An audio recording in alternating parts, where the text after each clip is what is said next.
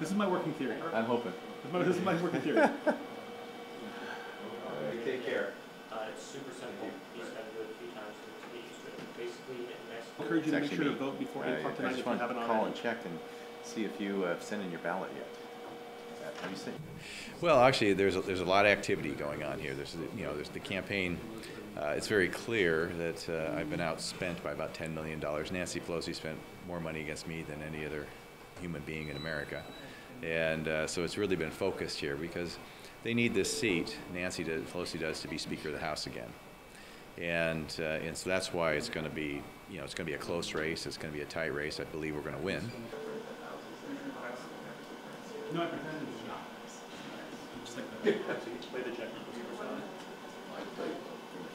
Okay. Well, that's fine. Thank you. I don't know who it is, but I think bragging about their movie. Well, this is one of the most expensive races in America, and what it means nationally is that who's going to be in charge? Who's actually going to be in charge of the committees? Who's going to be pushing forward the legislation? Are we going to stop the growth that we have right now, or are we just going to yell and scream? What are we going to do?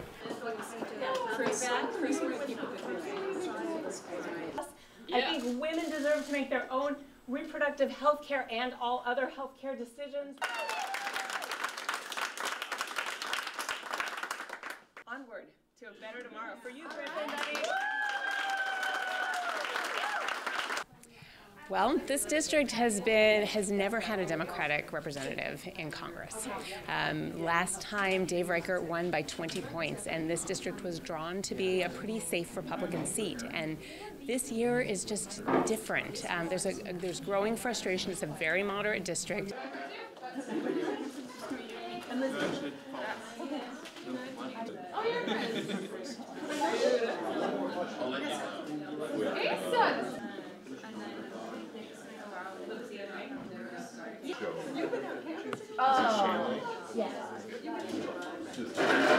We're having a lot of frustration across the board with the state that our country's in right now, and people are ready for a fresh voice and for change and for somebody who will really take their voices to Congress. And on top of that, let's make sure that we finish our walk packets. Let's go to every freaking door, okay? Because we want to make, like, did you sign your ballot or not?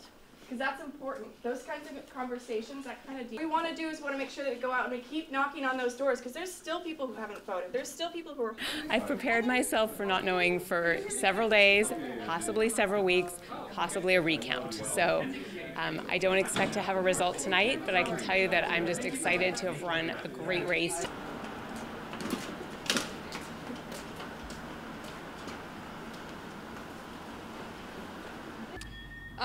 Yeah, I mean, I think that she's definitely put herself as the candidate that's trying to speak for women, and I appreciate that. I think that you have to have more behind you than just being female to, to get elected. But.